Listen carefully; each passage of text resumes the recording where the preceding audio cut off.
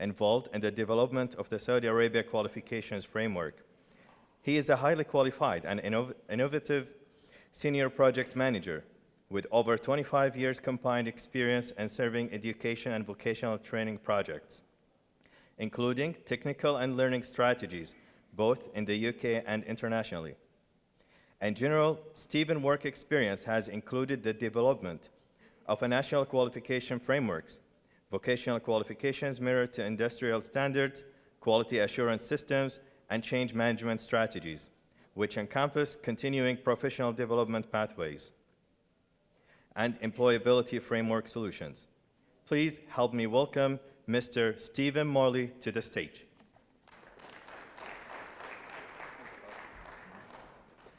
Assalamu alaikum. It's with great pleasure to see some of the interesting points from the discussion this morning.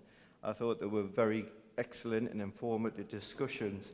And I just really want to try and explore some of them key discussion points in a bit more detail. As with any NQF, it's critically important for the Saudi Arabia qualification framework to have done some baseline study and some benchmarking of other countries. And that's predominantly what this presentation is about. Okay, we selected a number of different countries for a number of different reasons, as you would imagine. First one being Australia, as we've heard this morning, a long-developed NQF that's gone through a number of changes since it first developed in '95. Bahrain. Bahrain is a key neighbouring country and recently just introduced its NQF, and we took the opportunity to learn from some of the lessons from its implementation. Malaysia. The reason why we picked Malaysia is it's a very good example of how education and vocational training pathways are linked to enable student progression.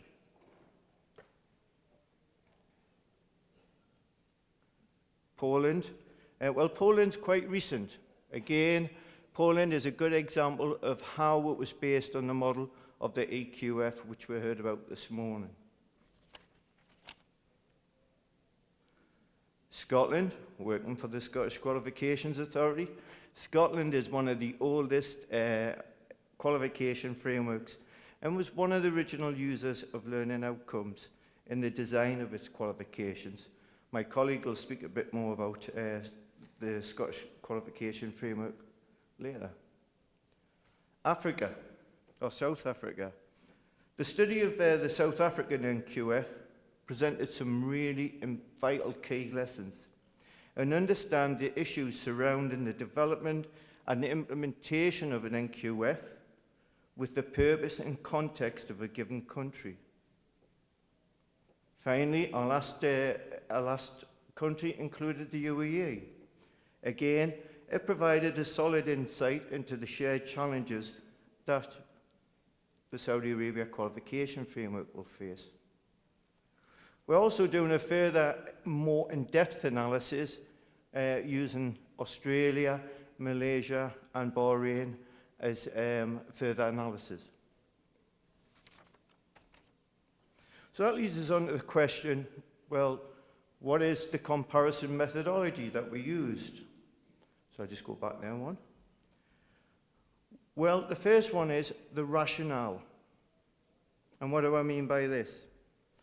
Well, the rationale for a specific country to create an NQF depends on different political, social, and economic factors that we heard this morning.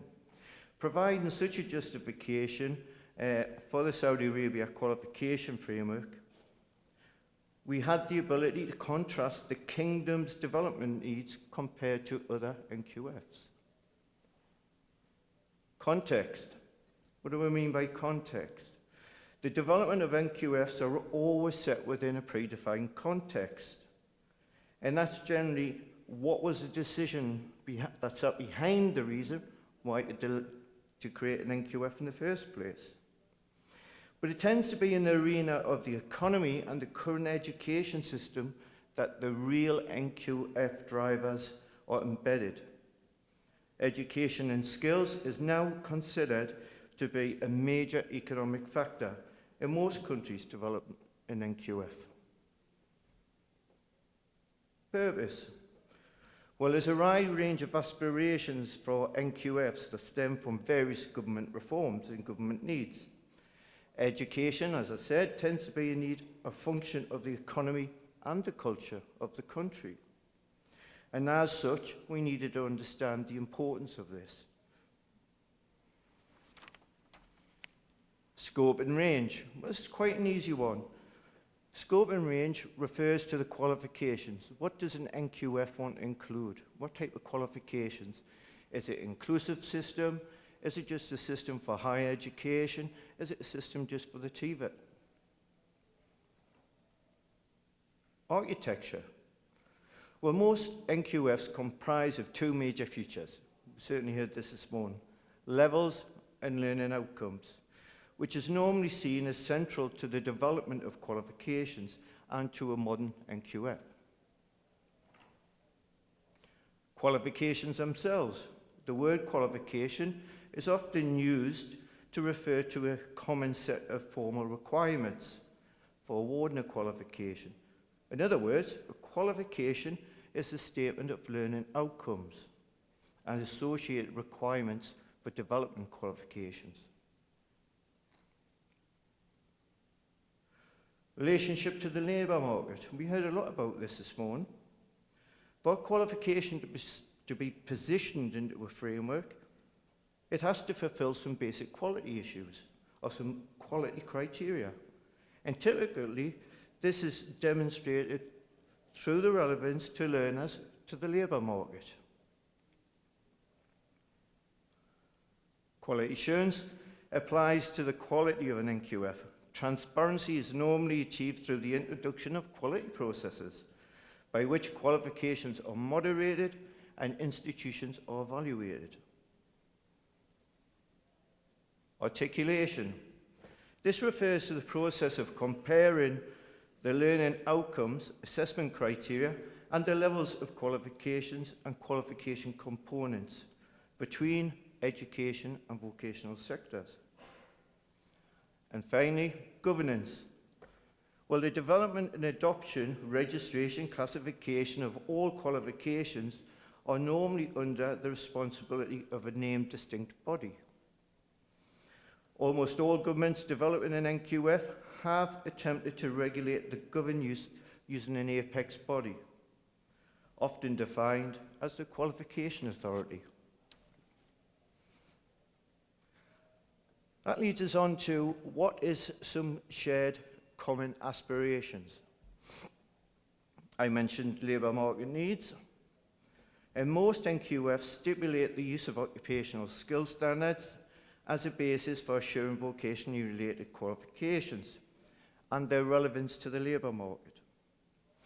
Our research revealed that the successful implementation of NQFs must have a correlation with employers' needs. I think there's plenty of people in the room that agree to that. So you've got to make sure that qualifications are fit for purpose and meet the needs of the economy. If we consider the Kingdom's 2030 vision, then we can echo this. For example, it states closing the gap between the outputs of education and the requirements of the job market. The SEQF will work closely with the private sector to ensure that the education outcomes are in line with the requirements of the job market. Progression. As with many NQFs, the SEQF is an inclusive system and will open the doors for progression. And that's both between different sectors and between qualifications. International recognition. Well, this is one of the key points that we want to get through. It's important for us to be a leader and demonstrate international recognition with other NQFs. Enhancing quality. Well, at the heart of any NQF is the idea of quality and the pride of all registered qualifications.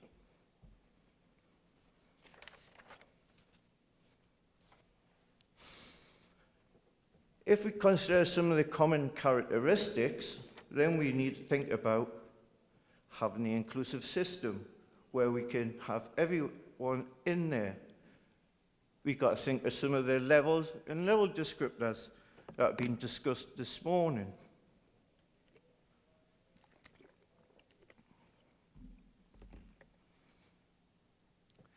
We've got to think of most NQFs, or most modern NQFs, are learning outcomes based. Registration standards. What do we mean by registration standards? We need, as discussed this morning, we need standards for potential awarding bodies to meet, to demonstrate their quality, and also for qualifications to meet.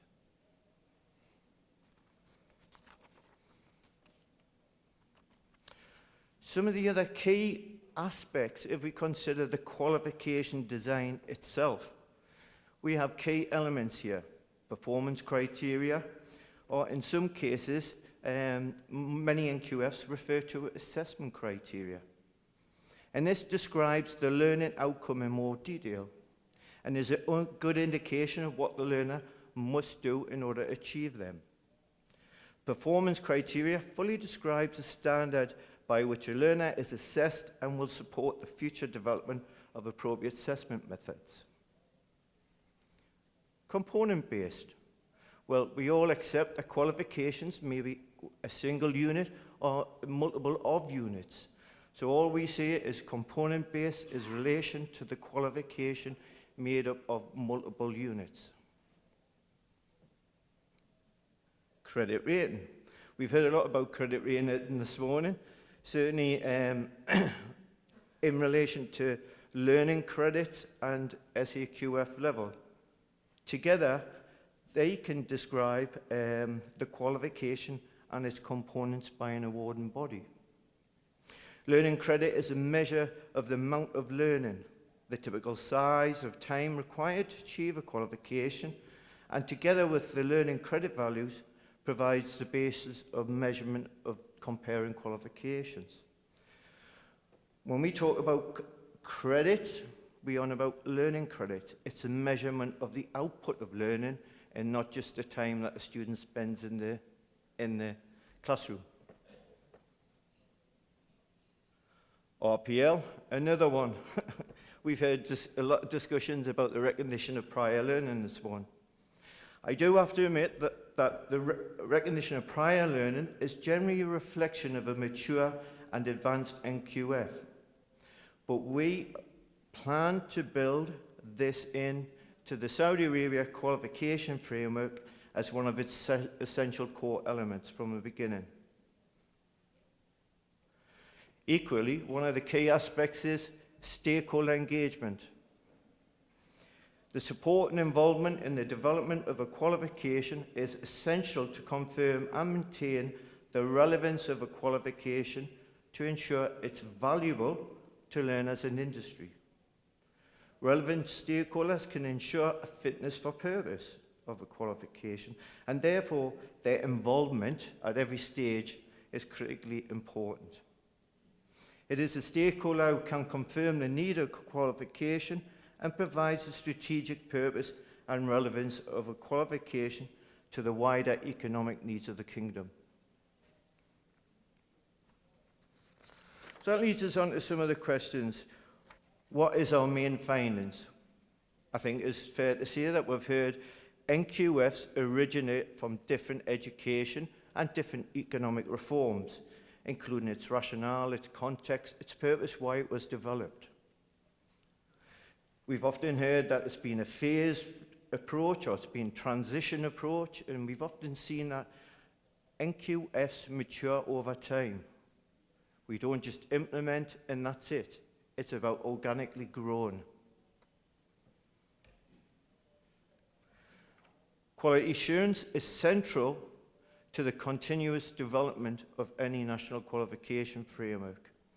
And this is sometimes reflected in its kind of NQF's common characteristics and tools that we've discussed, such as learning outcomes, levels, level descriptors, credits, learning domains, etc. So what makes the SAQF different? Well, I think the key value in the Saudi Arabia qualification framework is learning from the lessons of other NQFs. We have some of the key elements that have been taken from mature systems that have taken years to implement, and we've learned the lessons from them. And we should be able to continue to develop and grow as the NQF is slowly implemented. So, in essence, we've heard a lot of things this morning, but certainly it's a unified system. It's about opening progression routes between vocational and higher education sectors and employers' needs. Over time, we shall get international alignment and recognition.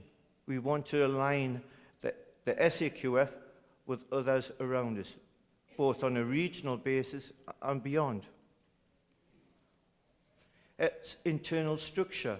We've learned lessons on how to build. It's had lots of expertise, and we've listened to stakeholders' needs. And also, it won't be done in a silo. It's about all the different support services that will surround that and how we continue to grow in the future. And thank you for that. That was my presentation. I was keeping an eye on the time there because I've got a keen activator that's going 2, 1, get off. Thank you.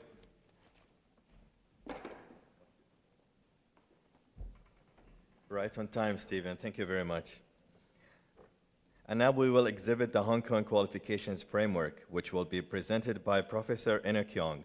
Professor Yong is the president of the Hong Kong Academy of Management, Director Emeritus of the Hong Kong University School of Professional and Continuing Education, and Vice President of UNESCO Hong Kong Association. He also served as Chairman of the Federation of Self-Financing Tertiary Education, and has assisted in the development of the Hong Kong Qualifications Framework, particularly in systemizing the award titles in the framework. Please help me welcome Professor Enoch Yong to the stage.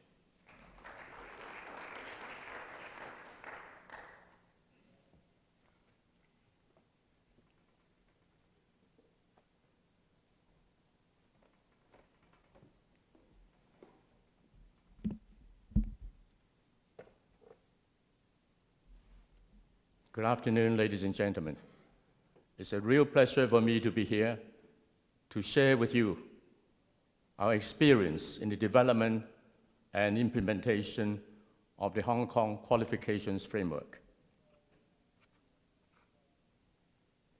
From the outset, I can say the Hong Kong Qualifications Framework and the proposed Saudi Arabian Qualifications Framework are rather similar.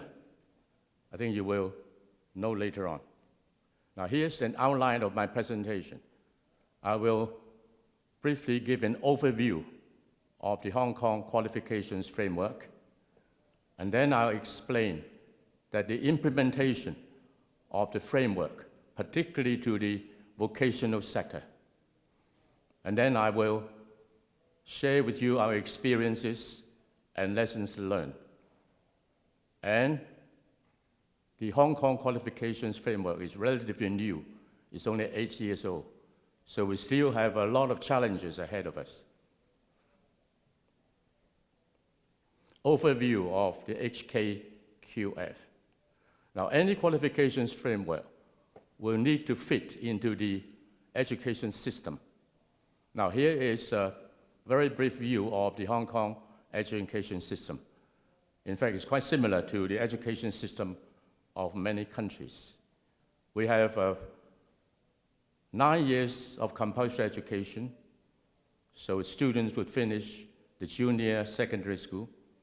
After that, the majority of the students will go on to the academic route to be in the senior secondary school. And after 3 more years, they would do the Hong Kong Diploma of Secondary Education and go on to do the bachelor's degree, master, PhD, and so on. On the other hand, some students, after finishing 9 years of compulsory education, would move on to the more vocational route, and there are quite a number of qualifications they can take, and this is listed on the right-hand side of this table. Now, this table gives you some idea of the interface and articulation between the different sectors. But of course, we have a very strong continuing education and lifelong learning sector in Hong Kong. So hopefully, a qualifications framework will be able to integrate all the sectors into one framework. Now, the Hong Kong qualifications framework is a unitary framework which covers the academic sector as well as the vocational and continuing education and lifelong learning sectors. It has 7 levels. Now, if you look at the left-hand side, the academic sector is relatively simple. I think most people could easily understand. Now, the difficulty lies in the development of the qualification, the implementation of the qualifications framework in the vocational sector, as I will explain later on. Now, each qualification usually is characterized by, let me explain the objective first. The objective of setting up the Hong Kong qualifications framework. The framework was launched in the year 2008 after 4 years of extensive consultation among the many different stakeholders. And it was a policy initiative of the government. Immediately after the launch of the Hong Kong qualifications framework, the Qualifications Framework Secretariat was set up as an executive arm of the Education Bureau to implement and develop the qualifications framework. Now, the objective is, of course, like many other frameworks, is to establish an effective platform to support lifelong learning with a view to enhancing capability, professionalism, and competitiveness of the local workforce. It's extremely important the qualifications framework is underpinned by a strong quality assurance system. So when the qualifications framework was launched in the year 2008, the government legislated to set up a Hong Kong Council for Accreditation and Academic and Vocational Qualifications, or HKCAAVQ, very long word. And this organization was empowered as the accreditation authority and the QR authority. QR is the qualifications register under the ordinance. In fact, this ordinance was only to change the original Hong Kong Council for Accreditation to include the vocational sector. So it also changed the title of the council. Now, all qualification programs recognized under the QF will have to be quality assured by the council and uploaded onto the qualifications register, the QR. Now, there are other quality assurance bodies in Hong Kong, particularly the universities' Quality Assurance Council. This is an organization under the University Grants Committee, which looks after the quality assurance of all the self-accrediting universities. Now, the universities also offer sub-degree programs and self-financing programs. And these programs are regulated by the Joint Quality Review Committee And this committee is now also under the Quality Assurance Council. So basically in Hong Kong, we have two organizations on quality assurance. One is particularly for the university, the other for all the other sectors and all other qualifications. Now, when the qualification is accredited by the council, it will appear in the qualifications register. So the public will be able to look at this register. And this is a web-based qualifications register and free for public access. Up to now, we have over 7,500 programs and qualifications registered on the qualifications register. Now, these qualifications cover the academic, vocational, and continuing education sectors. And in the last several years, we also include the so-called non-local qualifications as well. Now, non-local qualifications are qualifications offered by overseas universities or educational institutions in Hong Kong. And there are many, many of them. There are over 1,000 of these programs. And recently, the Council also looked at the non-local qualifications. Now, each qualification is described by at least three components. One is the award title. Second is the level. And the third is the credit value. Now, before when the Hong Kong qualification framework was first introduced, there was a lot of confusion about award titles. We had over 40 different titles. And for the layman, it was impossible to understand them. And we tried to simplify this and make it systematic. Eventually, we narrowed this down to 15 standard award titles. And from now on, all the new programs introduced will have to conform to this title scheme.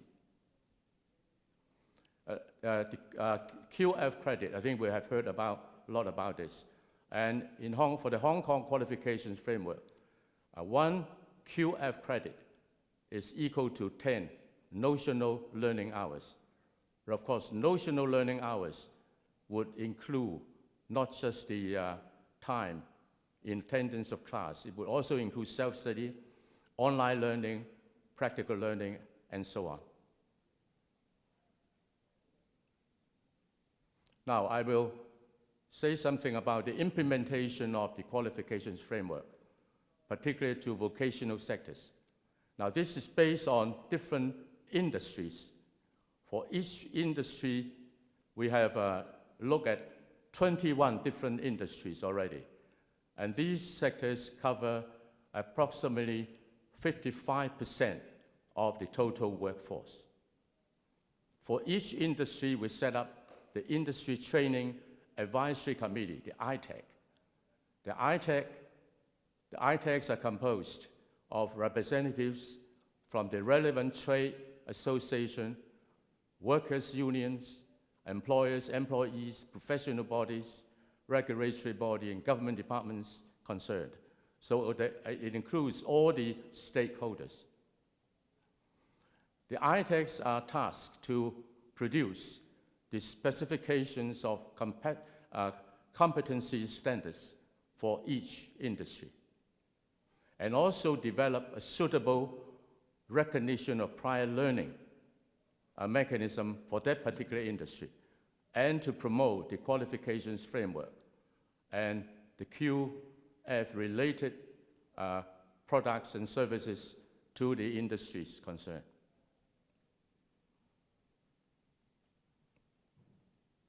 I think I will not go into the details of this. Recognition of prior learning, I think you have heard a lot.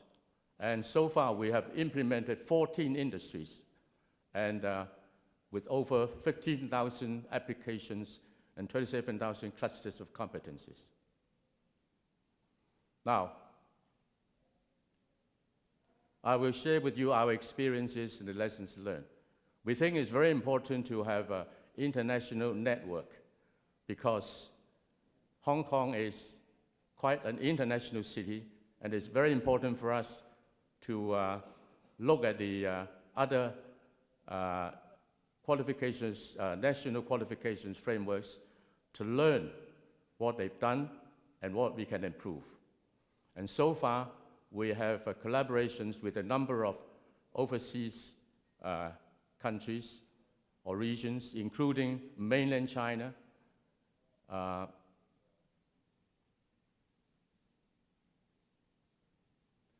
Scotland, the European Union, and Thailand. And only last month, we also signed a memorandum of understanding with Ireland. Now, lessons learned. I think although our qualifications framework is simple, I believe it's effective. It's a unitary framework covering the academic, vocational, and continuing education sectors. It has only 7 levels, and we have also developed a set of generic level descriptors. And what is very important is a voluntary system.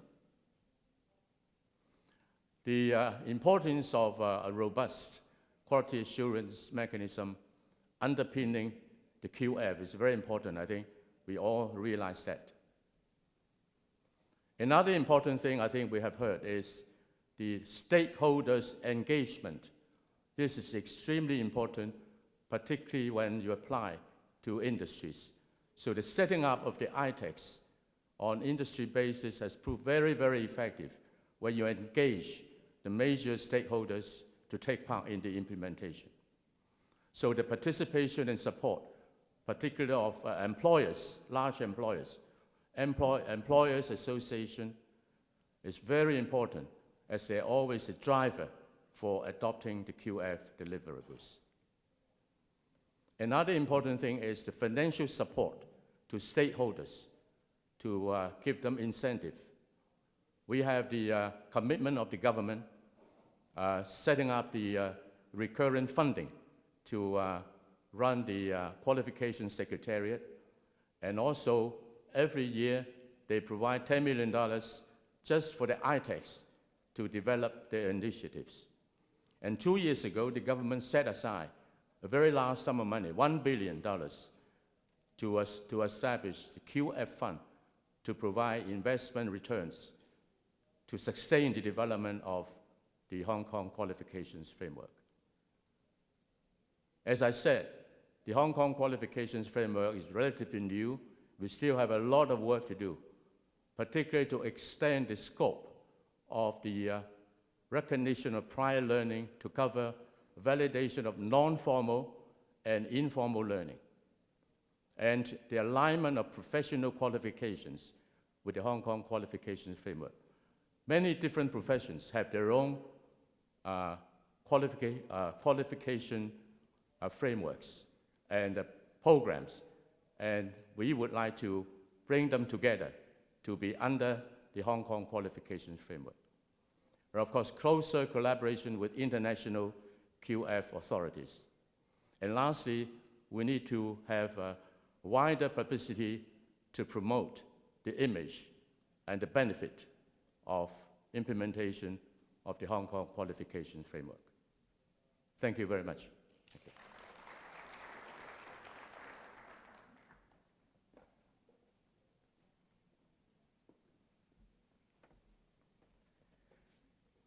Thank you, Professor Young, for the great insights about the Hong Kong qualifications framework. The next item on the agenda is the Scottish Credit and Qualifications Framework, which will be presented by Mr. George Hurd. Mr. Hurd has 33 years of experience as a senior lecturer, project manager, head of faculty, and consultant in education, mostly concerned with reform and improvement of vocational education. Prior to this, he spent 18 years in the automotive and electronics industries. Please help me welcome Mr. George Hurd.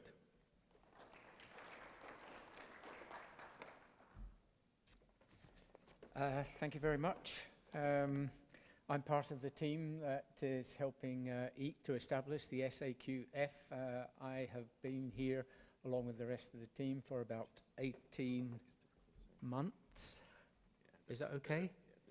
Okay. Now, I'm not part of the organisation that manages and runs the SCQF in Scotland, but I can stand before you today to talk about it because I have been implementing it for about 25 years when I was working in the TVET sector in Scotland. I thought I wouldn't spend too much time telling you about the SCQF. I kind of thought that by this time in the afternoon, you'd probably had enough of frameworks. And I'm going to spend a little bit more time looking at how our framework developed and the origins of things like RPL, credit rating levels, and so on.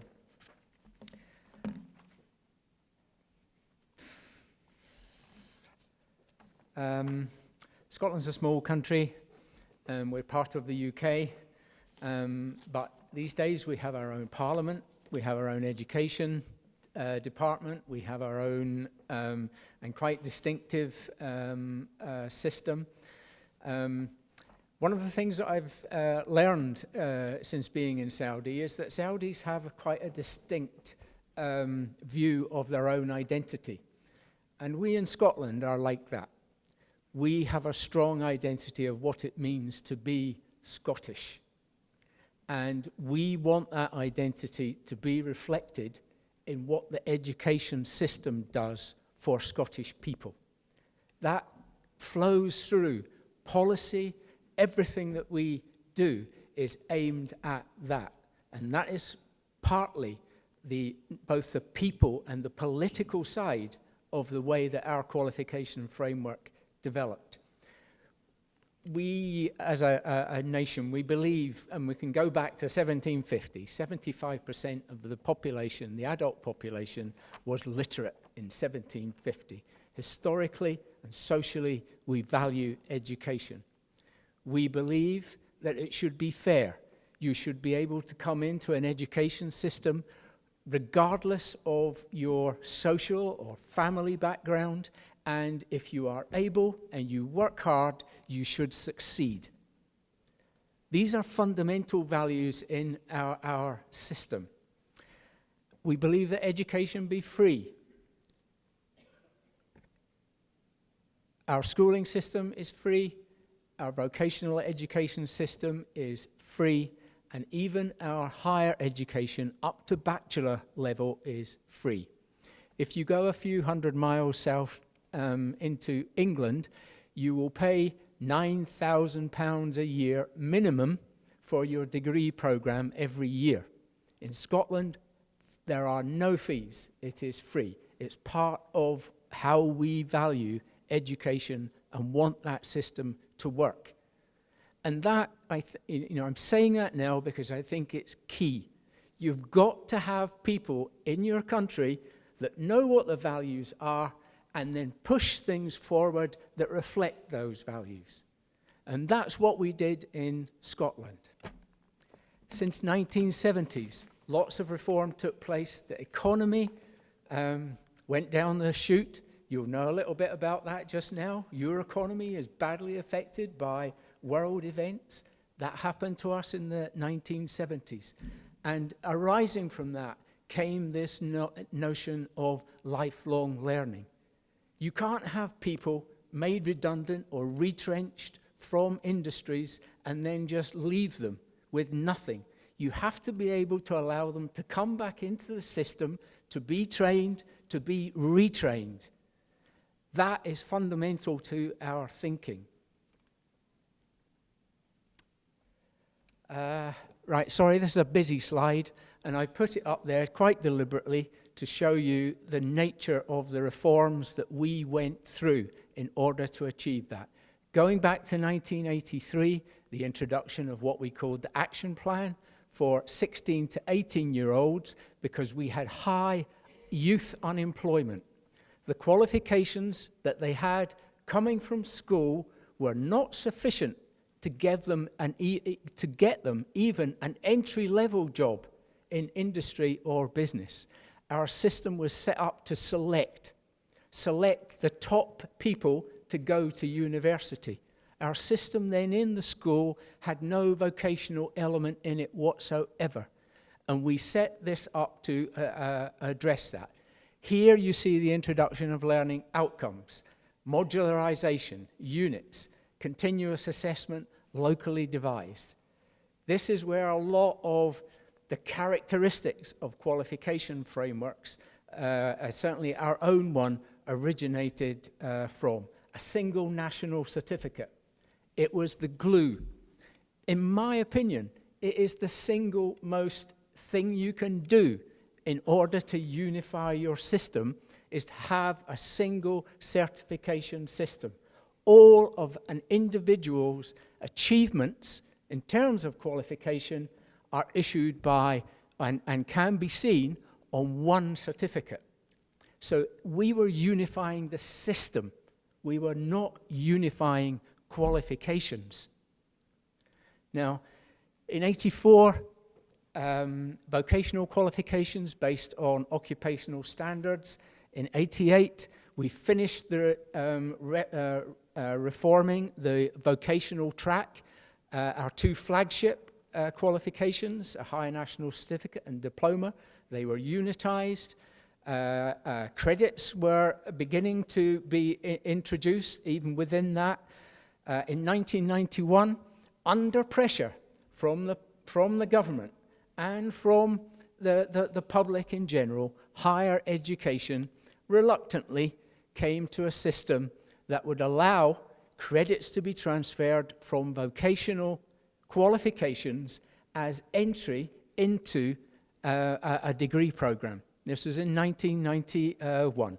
There were 5 levels, and this 120 credit points, for those of you that know, that's where it comes from. It's learner time. It's not contact time. In 1992, we made significant changes. Colleges became autonomous. Essentially the same as universities, but without degree awarding powers. Yeah, so they were autonomous bodies. In 1992, a very significant report came out. None of its recommendations, or very few, were actually implemented because no one agreed with the proposals. But what everyone agreed was the analysis that the report provided us with the state of our education system then. And Howie, he recommended that schooling system should break up. There should be an academic track and there should be a vocational track. That does not fit with our values as a people. We believe that school should be about breadth, about developing the individual and the person. You specialize later. And so that was rejected, and that was very important. We effectively said, Howie said, you can have bridges at various points that enable you to move from vocational to academic, or academic to vocational. But it was rejected, and we basically said, we don't need bridges, we just need ladders. And that, again, is fundamental to some of the changes. There were a series of changes in general education that resulted from it. In '97, a report came out recommending a qualifications framework. In '99, we completed the unification of the vocational and school curriculum. Colleges in Scotland can offer the same curriculum that is offered in a school, and schools can offer vocational modules if they have the resources and the teachers in order to be able to do it. What also we have done is we forced schools and colleges to collaborate. So what we have is, in our system, school pupils can go to college for a day and do some modules there if if that is their choice to do so. It doesn't matter, and it's not just those that are less able. We encourage those that are on the academic routes, we encourage them to say, wouldn't it be interesting to go and spend a day at the college, maybe go into an engineering workshop and see how to work a lathe? Yeah, and that happens. And that was forced on our system. That it didn't happen voluntarily. So in 2001, we published the first draft of the SCQF, and in 2007, to complete the framework, we introduced work-based learning. I'll show you that in a moment. Now, I'm going to go through this quickly. Not only were we changing the qualifications framework, but we were changing the governance structures. We had different structures for vocational education. They were merged into one. We had a separate structure for schools, and they were eventually all merged to create one apex body, the Scottish Qualifications Authority. On the other side, and if I have time, I'm going to say to you, you cannot understand the implications for a credit framework and its implementation unless you understand the flow of money through your education system. Because in Scotland, the flow of money has been used as a policy driver for implementation. It works. If you leave it to the voluntary acceptance, as we heard this morning, to sectors, then it will take you a very long time indeed to implement. In Scotland, we implemented it reasonably quickly and reasonably well, but funding, money, was used as an incentive. So what we did was, this was the flow of money. Scottish Education Department, they gave money to universities, local councils gave money to schools and colleges. We wanted to remove the link between councils and colleges and give it back to, so that we could have a more unified funding system in tertiary education beyond 18.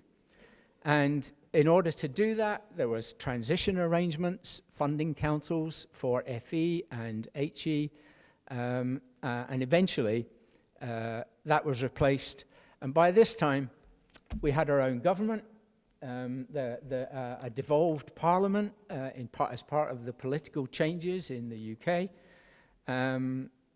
So we have a single funding council that disperses money to the vocational system and to the higher education. It's the same pot of money. I'm going to go on. Okay, where are we now? We're 15 years old. A lot of changes went on before. We have one set of level descriptors, all type of learning. The current organization that manages it was set up in 2007. It is a lifelong learning framework and participation is voluntary. But voluntary is one of these strange words. Yes, you can volunteer, but if you use money as a policy driver, I mentioned earlier, 1991, ScotCat credits. In its first year, 4 of our 19 universities signed up to it. That's not very good. By the second year, all 19 of them had signed up to it. Now, did they do that because they were altruistic and they saw the light? You know, they agreed with policy? No, they did not. A simple change to the funding mechanism did it. If you only get, we had a policy change, money will follow the student. Institutions will no longer get a block grant. They will get money based on the number of students they have. And if you think about it, at university, they set up a program. In our case, it's 4 years. After the first year, you have dropouts. You have, retention issues. Now, if after the first year you lose 15% of your students, that means in the second year you've lost 15% of your funding for that qualification. Now, wouldn't it be good if, as a university, you could top up the second year of your qualification by students coming from the vocational sector, because they would then top up your money? So institutions, they could either accept a loss of money, yeah, or get some extra, or keep up the funds that they had by recruiting students from vocational education. Now, and our government, since its inception, has always given commitment and support to the qualifications framework. You can see on here, it's like all the other frameworks. There are some significant differences, but I'm being flagged for time. We're a small country. It's easier to implement a unified system if you're small. In the Central Belt in Scotland, if you want stakeholders to come to a meeting, at most they have an hour's travel. They don't have to get on a plane.